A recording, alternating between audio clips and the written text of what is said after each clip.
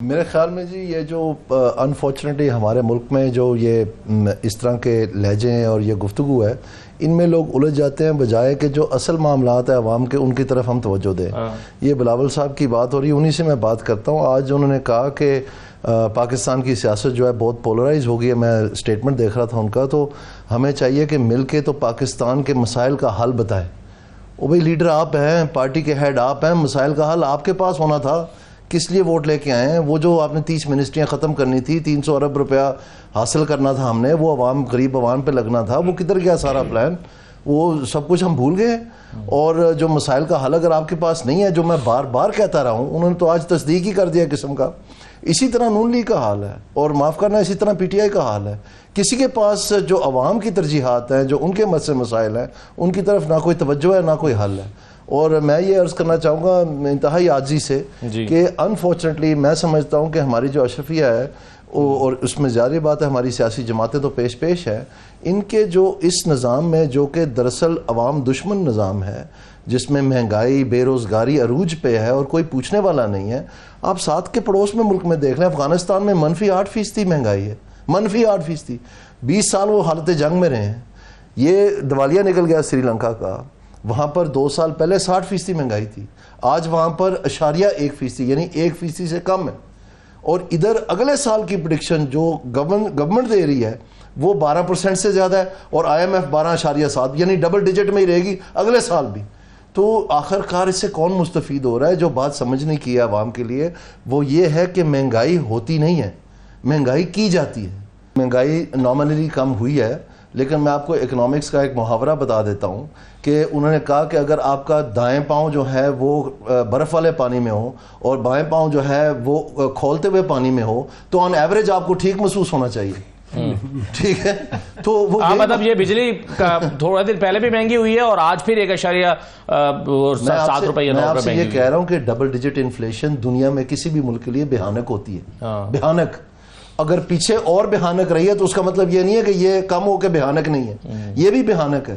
اور اگر یہ 12%، 12.5% جو کہ ہمارے مختلف اسٹینڈرڈ اینڈ پورز وغیرہ 13.5% اور 14% بھی بتا رہے ہیں، تو یہ اگلے جون کی بتا رہے ہیں جو ایوریج رہنی ہے۔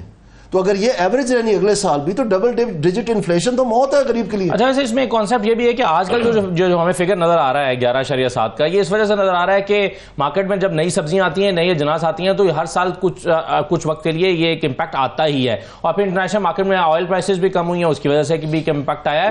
اس میں وجہ یہ ہے جو بار بار سب بتا رہے ہیں، آپ کی اسٹیٹ بینک بتا رہی ہے، سب بتا رہے ہیں کہ اس کو کہتے ہیں ہائی بیس افیکٹ اکنامکس میں۔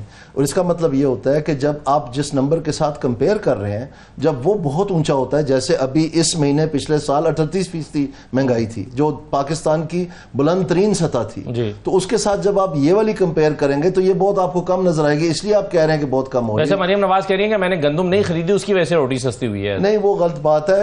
اس میں انفلیشنری ضرور ہوتا ہے اگر آپ بہت ہائی پرائس لگائیں، لیکن جو انہوں نے یہ سارا سلسلہ کیا ہے اس سے تو آپ نے معیشت کو اور تباہ کر دی ہے، اور آپ یہ اس کے اثرات اگلے 3 فصلوں میں آئے گا، اور وہ جب آپ دیکھیں گے تو پھر آپ سمجھیں گے کہ ہم پاکستان سے کیا غلطی ہوئی ہے۔ دیکھیں، اگر اتنی بڑی بات ہوتی تو بلوچستان نے گندم خرید لی، سندھ نے گندم خرید لی، خیبر پختونخوا نے گندم خرید لی، تو وہ کیوں نہیں پھر مہنگائی کے اوپر اثر ہوا؟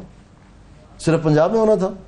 تو یہ باتیں غلط ہیں، اور یہ معاہدہ کر کے عوام کے ساتھ دیکھیں، نومبر میں آپ نے بار بار اناؤنس کیا کہ جی ہم 3,900 روپے فی من آپ سے یہ گندم خریدیں گے، اور وہ آپ کرتے چلے آئے، آپ اناؤنس کرتے چلے آئے، تیاری کرتے چلے آئے۔ آپ نے سینٹر 393 لگا دیا پنجاب میں، آپ نے سارے محکمے تیار کر دیا، آپ نے باردانہ لے لیا، آپ نے فائنینسنگ لے لی، سب کچھ کر لیا، اور آخری ٹائم پہ آ کے آپ نے کہا چلیں بھاگ جائیں۔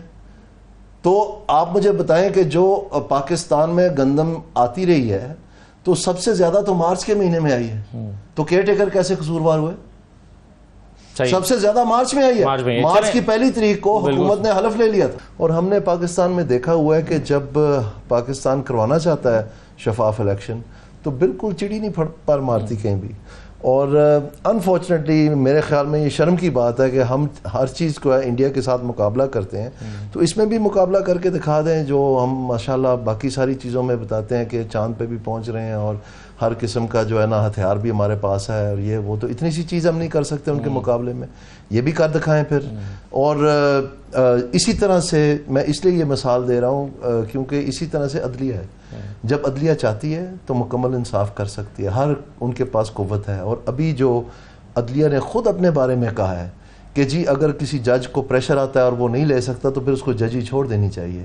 تو اگر یہی بات ہے تو پھر جو میرے بھائی بات کر رہے ہیں لائرز کمیونٹی کی طرف سے کہ پاکستان میں تمام مسائل کا ایک ہی حل ہے، وہ یہ ہے کہ ہماری عدلیہ کی ریڑھ کی ہڈی سیدھی ہو جائے، تو پھر وہ کیوں نہیں ہو رہی؟ اگر عدلیہ خود یہ فیصلہ دے رہی ہے کہ یہ ججوں کے اخلاق پہ یا ان کے مورل کریج پہ مبنی ہے کہ وہ کس طرح کے فیصلے کرتے ہیں، پریشر تو زندگی میں آتا رہتا ہے ہر ایک پہ. تو بہرحال میرا کہنے کا مقصد یہ ہے کہ اگر تو یہ جو کچھ چیزیں یہ مان گئے ہیں ماضی میں کہ غلطیاں کی ہیں جوڈیشری نے، ایک تو یہ بہت خوش آئین ہے جیسے بھٹو صاحب کے بارے میں ریسنٹلی وہ مانے، لیکن اس کا مطلب یہ نہیں ہے کہ آپ پچھلیاں غلطیاں مان جائیں تاکہ آپ اگلی کر سکیں آرام سے. اگر آپ میرا مطلب سمجھ رہے ہیں تو اس کا مطلب یہ ہے کہ جو آپ نے پچھلیاں غلطیاں مان رہے ہیں آئندہ وہ اس طرح کی نہیں کرنی.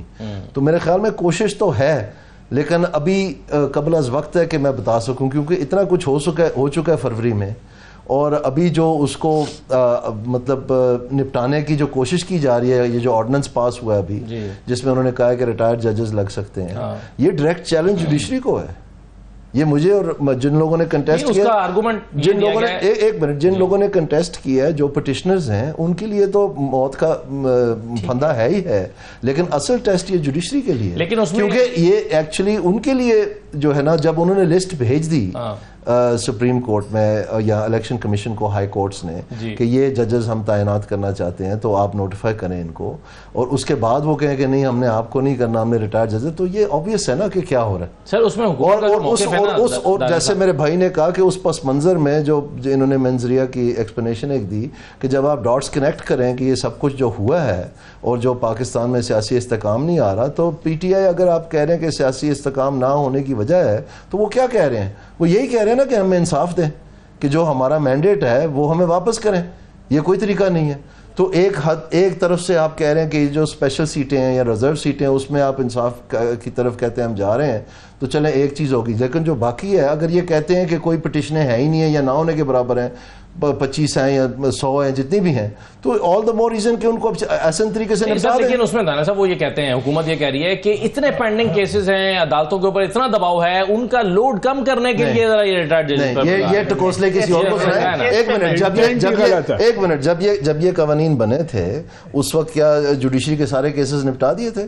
سب پتا تھا ان کو کہ یہ ریٹائرڈ ججز کے ذریعے پک اینڈ چوز ہوتا ہے، اور اس میں پھر آپ اپنے جو طرفداری والے ہوتے ہیں ان کو لگا دیتے ہیں اور پھر ان سے ساری ارینجمنٹ ہوتی ہے.